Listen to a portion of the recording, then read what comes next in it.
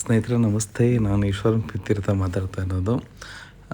ಅರೆ ಇದೇನಪ್ಪ, ಬೆಳಗಿನ ಇಡ್ಲಿ ಫೋಟೋ ಹಾಕಿದ್ದಾರೆ, ಜೊತೆ ಮಲಗಿರೋದು, ಇದ್ಯಾವುದು ಆಟೋದಲ್ಲಿ ಹೋಗ್ತಾ ಇರೋದು ಅಂತೇಳಿ ಅಂದ್ಕೊಂಡ್ರೆ, ಏನಪ್ಪ ಅಂತಂದರೆ ಇಷ್ಟು ವರ್ಷದ ಒಂದು ಎಕ್ಸ್ಪೀರಿಯೆನ್ಸ್ ಅಥವಾ ಅದರ ಅನುಭವನೋ ಅಥವಾ ಫ್ರೆಂಡ್ಶಿಪ್ಪೋ ಗೊತ್ತಿಲ್ಲ. ಅನಿಲ್ ಸರ್ ಅಂತೇಳಿ ನನಗೆ ಅಗ್ರಿ ಟೂರಿಸಮ್ನ ಪರಿಚಯ ಆಗ್ತಾರೆ. ಅದಾದಮೇಲೆ ನನ್ನ ಆಹಾರದ ಬಗ್ಗೆ ಇರೋಂಥ ಒಂದಿಷ್ಟು ಮಾಹಿತಿನ ಅವ್ರಿಗೆ ವಿಷಯ ಗೊತ್ತಾಗುತ್ತೆ. ಅದಾದಮೇಲೆ ಅವ್ರಿಗೆ ಒಂದು ಸಂಪರ್ಕ ಆಗುತ್ತೆ, ಸುಭಾಷಣ್ಣ ಅಂಥೇಳಿ ಅಂತ ಅವ್ರ ಕಡೆಯಿಂದ ಬರೋಡಾ, ಗುಜರಾತ್ ಸರ್ಕಾರದಲ್ಲಿರೋಂಥದ್ದು, ಗುಜರಾತ್ ರಾಜ್ಯದಲ್ಲಿರೋಂಥ ಬರೋಡಾ ಅನ್ನೋ ಊರಲ್ಲಿ ಅಥವಾ ವಡೋದರ ಅನ್ನೋ ಊರಲ್ಲಿ ಒಬ್ಬರು ಅರವಿಂದ್ ಅಂತ ಹೇಳಿ ಕನ್ನಡದವರು ಹೋಟೆಲ್ ಮಾಡಿದ್ದಾರೆ. ಹೋಟೆಲ್ ಚೆನ್ನಾಗೇ ನಡೀತಾ ಇದೆ. ಇನ್ನೊಂದಿಷ್ಟು ಪಾಲಿಶಿಂಗ್ ಕೊಡ್ಬೋದಾ ಹೋಟೆಲಿಗೆ, ಇನ್ನೊಂದಿಷ್ಟು ಹೊಸ ಥರ ಇಂಟ್ರೊಡ್ಯೂಸ್ ಮಾಡ್ಬೋದಾ ಹಾಗೆ ಅಂತೇಳಿ ನಮ್ಮನ್ನು ಇನ್ವೈಟ್ ಮಾಡ್ತಾರೆ. ಸುಮಾರು 1-2 ತಿಂಗಳು ಆಯಿತು ಅಂತಂದಮೇಲೆ ಕೊನೆಗೆ ಒಪ್ಕೊಂಡು ನಾನು ಹೊರಟಿದ್ದಾಯಿತು. ನಾನು, ನನ್ನ ಮಗ, ಅವನ ಫ್ರೆಂಡ್ ಕೋಟಿ, ನಮ್ಮ ಹಳೆ ಗೆಳೆಯರಾದ ಮಾದೇಶ, ಅಡುಗೆ ಕೆಲಸ ಮಾಡ್ತಾರೆ ಅವರು ಮೈಸೂರು ಭಾಗದಲ್ಲಿ. ಅವ್ರ ಸ್ನೇಹಿತರು ನಾಗಣ್ಣ ಅವರೆಲ್ಲ ಹೊರಟು ನಾವು ಬಿಟ್ಟಿದ್ದಂಥ ಕತೆ ಅದು. ಬೆಳಗ್ಗೆ ಹೊರಟ್ವಿ, ಟ್ರೈನಿಗೆ ಏನೋ ಬೆಂಕಿ ಹತ್ತಿತ್ತು ಅಂದರು, ಮತ್ತೆ ಲೇಟು ಅಂದರೆ ಸುಮಾರು 5 ಗಂಟೆಗಳ ಕಾಲ ಲೇಟ್ ಆಯಿತು. ಅದಾದಮೇಲೆ ನಮ್ಮ ಪ್ರಯಾಣ ಹೊರಡ್ತು ದಾವಣಗೆರೆಯಿಂದ ಹೊರಟಂಥ ಪ್ರಯಾಣ ನಮಗೆ ಇಲ್ಲಿ ಮತ್ತೆ ನೆಕ್ಸ್ಟ್ ಸ್ಟಾಪು ಬಂದುಬಿಟ್ಟು ಹುಬ್ಬಳ್ಳಿ ಅಲ್ಲ, ಧಾರವಾಡದಲ್ಲಿರುತ್ತೆ. ಅದಾದಮೇಲೆ ಪೂನಾ ಸ್ಟಾಪ್ ಅಂತ ಹೇಳ್ತಾರೆ. ಮಧ್ಯೆ ನಮಗೆ ಸುಂದರವಾದಂಥ ಇದು ಖಂಡಾಲ ಅಂತೇಳಿ ನಾವು ಫಿಲಮಲ್ಲಿ ಕೇಳಿದ್ವಲ್ಲ, ಹಾಗೆ ಖಂಡಾಲ, ಆ ಖಂಡಾಲದ ಕಾಡು ಮತ್ತು ಪಶ್ಚಿಮ ಘಟ್ಟಗಳು, ಸಹ್ಯಾದ್ರಿ ಪರ್ವತಗಳ ಒಂದು ತುಂಬ ಸುಂದರವಾದ ದೃಶ್ಯ ನೋಡ್ಲಿಕ್ಕೆ ಸಿಗುತ್ತೆ. ತುಂಬ ಅಂದರೆ ತುಂಬ ಚೆನ್ನಾಗಿತ್ತು. ಪ್ರತಿಯೊಬ್ಬರು ಆ ಟ್ರೈನಲ್ಲಿ ಪ್ರಯಾಣ ಮಾಡಬೇಕು. ಖಂಡಾಲ, ಲೋನಾವಾಲ ಅಂತೇಳಿ ಕರೀತಾರೆ ಆ ಜಾಗಕ್ಕೆ. ಅದರ ಸಣ್ಣ ಇದು ಟೂರಿಸಮ್ ಪ್ಲೇಸ್ಗಳು. ಮತ್ತು ಮಹಾರಾಷ್ಟ್ರ ಸರ್ಕಾರದ ನಾವೇನು ಎಂಟ್ರಿ ಆಗ್ತೀವಿ ಮಹಾರಾಷ್ಟ್ರ ರಾಜ್ಯದಲ್ಲಿ, ತುಂಬ ಅದ್ಭುತವಾದ ಕೃಷಿ ಮಾಡಿದ್ದಾರೆ. ಎಲ್ಲೂ ಸಹ ಅವ್ರು ಒಂದು ಅಡಿನೂ ವೇಸ್ಟ್ ಮಾಡ್ತಾನೆ. ನೀರಿನ ವ್ಯವಸ್ಥೆ ಅಂತ ಅದ್ಭುತವಾಗಿ ಮಾಡಿದ್ದಾರೆ. ಎಲ್ಲ ಕಡೆ ಬಾವಿಗಳನ್ನು ತೆಗೆದಿದ್ದಾರೆ. ಎಲ್ಲ ನೀರನ್ನು ಅಲ್ಲಿ ಬಂದು ಕಲೆಕ್ಟ್ ಆಗುತ್ತೆ. ಅಲ್ಲಿಂದ ನೀರನ್ನ ಪಂಪ್ ಮಾಡಿಬಿಟ್ಟು ಕೃಷಿಗೆ ಉಪಯೋಗಿಸ್ಕೊಳ್ಳಿಕ್ಕೆ ಮತ್ತು ಸೋಲಾರ್ ಪ್ಲೇಟ್ಗಳ ವ್ಯವಸ್ಥೆ ಮಾಡಿದ್ದಾರೆ.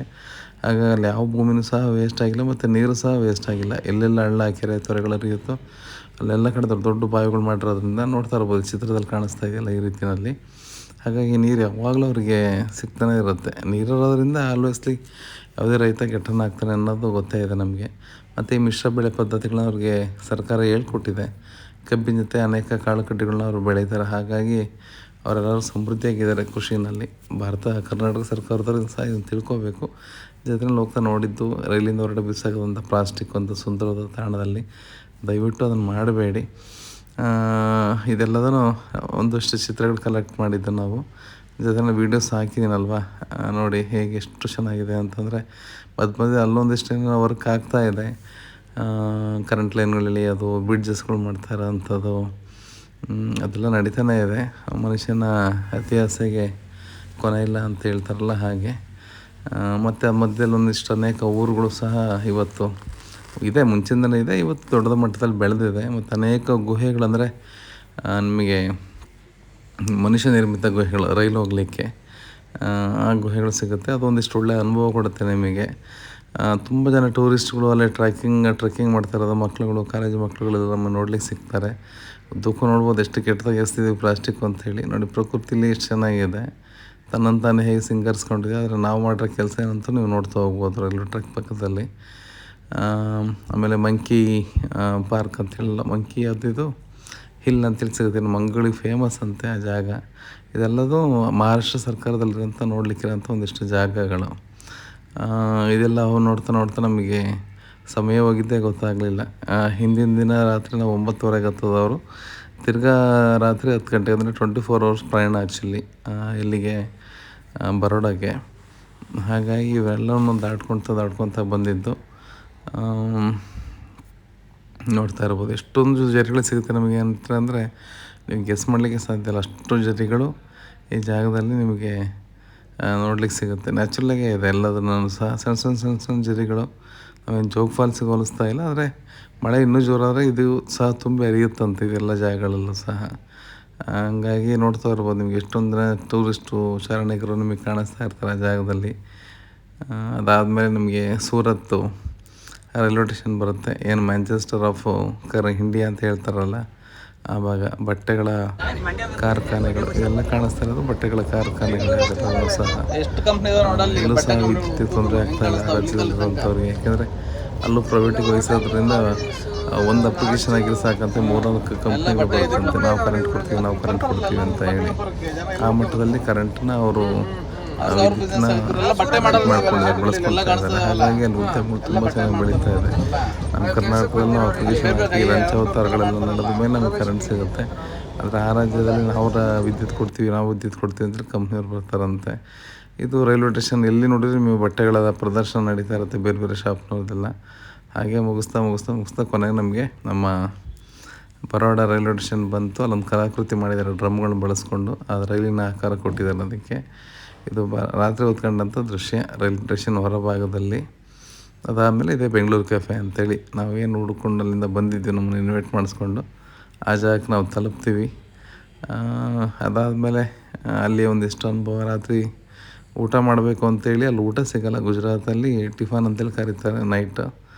ಹಾಗಾಗಿ ಅಲ್ಲಿ ಮಾಡೋಂಥ ಒಂದಿಷ್ಟು ಅಡುಗೆಗಳ ರುಚಿ ನೋಡಿದ್ವಿ. ಅದು ಮೈಸೂರು ದೋಸೆ ಅಂತೇಳಿ, ಓಪನ್ ದೋಸೆ, ಅಂದರೆ ಕರ್ನಾಟಕದ ಅಡುಗೆಗಳು ಮಾಡ್ತಾಯಿದ್ದಾರೆ, ಅವರೇನು ಮಾಡ್ತಾಯಿಲ್ಲ. ಆಮೇಲೆ ಕಾಂದ ಬಾಜಿ ಅಂತೇಳಿ, ಪಕೋಡ, ಪೊಂಗಲ್ಲು, ಬಿಸಿಬೇಳೆ ಬಾತು, ಒಂದೊಳ್ಳೆ ಕಾಫಿ ಕೊಟ್ಟರು, ತುಂಬ ಸ್ವೀಟಾಗಿತ್ತು ಅದು. ಹಾಗಾಗಿ ಸ್ವಲ್ಪ ಸ್ವೀಟ್ ಕಡಿಮೆ ಮಾಡಬೇಕು ಅಂತ ತಿರ್ಗಾ ರಾತ್ರಿ ಮಲಗಿಬಿಟ್ಟು ಬೆಳಗ್ಗೆ ಎದ್ದು ಮತ್ತೆ ನಾವು ಅದೇ ಜಾಗಕ್ಕೆ ಹೊರಡ್ತೀವಿ, ಬೆಂಗಳೂರು ಕೆಫೆಗೆ. ರಾತ್ರಿ ನೋಡಿದಂಥ ಕೆಫೆ ಮತ್ತು ಬೆಳಗ್ಗೆಗೆ ಏನು ಡಿಫ್ರೆನ್ಸ್ ಇದೆ ಅಂತ ಹೇಳಿ ತುಂಬ ಸುಂದರವಾದ ಮೆನು ಕಾರ್ಡ್ ಮಾಡಿದ್ದಾರೆ ಅವರು. ಜೊತೆಯಲ್ಲಿ ಅಡುಗೆಗಳು ಸಹ ಚೆನ್ನಾಗಿದೆ, ಇಲ್ಲ ಅಂತಲ್ಲ. ಆದರೆ ವಾತಾವರಣಕ್ಕೆ ಏನಾಗ್ತದೆ ಅಂತ ಗೊತ್ತಿಲ್ಲ, ಸ್ವಲ್ಪ ಸಣ್ಣ ಪುಟ್ಟ ಬದಲಾವಣೆಗಳು ಮಾಡಬೇಕು. ಅವ್ರ ಓನರ್ ಅರವಿಂದ್ ಇವತ್ತು ಸಿಗ್ತೀವಿ ಅಂತ ಹೇಳಿದ್ದಾರೆ. ನಾವು ನಿನ್ನೆಲ್ಲ ಅದನ್ನು ಅಬ್ಸರ್ವ್ ಮಾಡಿದ್ದಾಯಿತು. ಅದಾದಮೇಲೆ ಅವ್ರದ್ದು ನೆಕ್ಸ್ಟ್ ಒಂದು ಬ್ರಾಂಚನ್ನ ಇನ್ನೊಂದು ಏರಿಯಾದಲ್ಲಿ ಮಾಡ್ಲಿಕ್ಕೆ ಕೊಟ್ಟಿದ್ದಾರೆ. ಅದೊಂದು ಪಾಶ್ ಏರಿಯಾದಲ್ಲಿ ಹೊಸ ಬದಲಾವಣೆಗಳಾಗ್ತಾ ಇದೆ, ಅಲ್ಲಿಗೆ ಮಾಡ್ಲಿಕ್ಕೆ ಹೊರಟಿದ್ದಾರೆ. ಹಾಗಾಗಿ ಇದು ತೈರೊಡೆ, ಮೊಸರೊಡೆ ಅಂತೇಳಿ ಕರಿತೀವಲ್ಲ ಅದು, ಬಿಸಿಬೇಳೆ ಬಾತು, ಅದಾದಮೇಲೆ ಒಳ್ಳೆ ಕಾಫಿ ಸ್ವೀಟಾಗಿ ಇರುತ್ತೆ ಆಲ್ವೇಸ್ಲಿ. ಇದು ಬೆಲ್ಲದ ಕಾಫಿ ಆ್ಯಕ್ಚುಲಿ. ಅದಾದಮೇಲೆ ಇದು ಇಡ್ಲಿ ರೋಸ್ಟ್ ಅಂತೇಳಿ ಕೊಡ್ತಾರೆ, ಪರವಾಗಿಲ್ಲ. ಇದೆಲ್ಲ ನಮಗೇನು ಅಷ್ಟೊಂದು ಇಷ್ಟ ಆಗಲಿಲ್ಲ. ಈ ಜಾಗದಲ್ಲಿ ಅವ್ರು ಹೊಸ್ದಾಗಿ ಹೋಟ್ಲು ಮಾಡ್ಲಿಕ್ಕೆ ಹೊರಟಿದ್ದಾರೆ. ಆಲ್ರೆಡಿ ಸೆಟ್ಟಿಂಗೆಲ್ಲ ಆಗ್ತಾಯಿದೆ. ಇದು ಹೋಟೆಲ್ದು ಕಿಚನ್ ಸೆಟ್ಟಿಂಗೆಲ್ಲ ಮಾಡ್ತಾಯಿದ್ದಾರೆ. ಅಲ್ಲೊಂದಿಷ್ಟು ಅಡುಗೆಗಳನ್ನ ನಾವು ರುಚಿ ನೋಡಿದ್ದಾಯಿತು, ಸಾಂಬಾರು ಪಲ್ಯಗಳನ್ನೆಲ್ಲ ಹೇಗೆ ಮಾಡಿದ್ದಾರೆ ಅಂತೇಳಿ. ಓಕೆ ಅದರಲ್ಲೇನು ತುಂಬ ಬದಲಾವಣೆ ಏನಿರಲಿಲ್ಲ. ಇದೇ ಅದು ಬೆಂಗಳೂರು ಕೆಫೆ ನೆಕ್ಸ್ಟ್ ಬ್ರಾಂಚು, ಕಾಣಿಸಿರೋದು ಮಾದೇಶ ಮತ್ತು ನಾಗಣ್ಣ. ಹಾಗಾಗಿ ಅಲ್ಲಿ ನಮ್ಮ ಮಾದೇಶಣ್ಣ ಒಂದು ದೋಸೆ ಎಲ್ಲ ಹಾಕಿದ, ಅವನು ಹೇಗೆ ಬರುತ್ತೆ ಅಂಥೇಳಿ. ತುಂಬ ಚೆನ್ನಾಗೇ ಬಂತು. ಮಳೆ ಬರ್ತಾಯಿತ್ತು, ಇಲ್ಲಿ ಜಾರತಿ ಒಂದು ಭಯ ಇತ್ತು. ಅಷ್ಟು ಮುಗಿಸ್ಕೊಂಡು ಮತ್ತೆ ನಾವು ಬಂದ್ವಿ.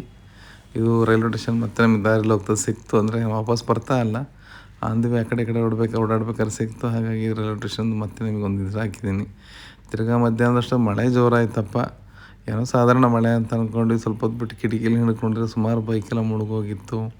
ಈ ಫ್ಲೈಓವರು ರೋಡ್ಗಳೆಲ್ಲ ತುಂಬ ಚೆನ್ನಾಗಿ ಮಾಡಿದ್ದಾರೆ, ಟ್ರಾಫಿಕ್ ತುಂಬ ಕಡಿಮೆ ಇದೆ, ಆರಾಮಾಗಿ ಓಡಾಡ್ಬೋದು, ಸಿಟಿಲೆಲ್ಲೂ ಬೇಜಾರಾಗಲ್ಲ. ಆದರೆ ನೋಡ್ತಾ ಇರ್ಬೋದು, ಈ ಥರ ಒಂದಿಷ್ಟು ಗಲೀಜು ನೀರು ಎಲ್ಲ ಬಂದುಬಿಡುತ್ತೆ ರೋಡ್ಗಳಿಗೆಲ್ಲ, ಒಂದಿಷ್ಟು ವಾಸನೆ ಎಲ್ಲ ಬರುತ್ತೆ. ಅಲ್ಲಿಯವ್ರಿಗೆ ಅಭ್ಯಾಸ ಆಗಿದೆ, ನಮ್ಮ ಕೋಸ್ಟಲ್ಲಿರೋದ್ರಿಗೆ ಹೇಗೆ ಅಭ್ಯಾಸ ಆಗಿದೆ ಹಾಗೆ. ಅದೇ ಬಿಟ್ಟರೆ ಇದೆ ಹೋಟೆಲು, ಅನಿಲ್ ಸರ್ ಅಂತ ಹೇಳಿ. ಹೋಟೆಲ್ ಮಾಡೋಂಥ ಮೆನುಗಳನ್ನೆಲ್ಲ ಫೋಟೋಗಳೆಲ್ಲ ಹಾಕಿದ್ದಾರೆ. ಸೌತ್ ಇಂಡಿಯನ್ಸ್ ವಿಶೇಷವಾಗಿ ಬರ್ತಾರೆ ಅಭಿಮಾನ ಹಿಡ್ಕೊಂಡು. ಜೊತೆಗೆ ಅಲ್ಲಿಯೋ ಜನನೂ ಸಹ ನಮ್ಮ ಅಡುಗೆಗಳನ್ನು ಇಷ್ಟಪಟ್ಟು ಬರ್ತಾರೆ. ನೃಪತಂಗನ ಕಾಲದಲ್ಲಿ, ಅಮೋಘವರ್ಷನ ಕಾಲದಲ್ಲಿ ಕನ್ನಡ ಉತ್ತರದವರೆಗೂ ಬೆಳೆದಿತ್ತು ಅಂತ ಹೇಳ್ತಾರಲ್ಲ, ಹಂಗೆ ಇವತ್ತು ನಮ್ಮ ಕನ್ನಡಿಗರು ಬರೋಡವ್ರಿಗೂ ತಮ್ಮ ಹೋಟೆಲ್ಗಳು ಮಾಡ್ಕೊಂಡಿದ್ದಾರೆ. ಮುಂದಿನ ಕತೆ ನೋಡೋಣ ಇವತ್ತೇನಾಗುತ್ತೆ ಅಂತ. Thank you.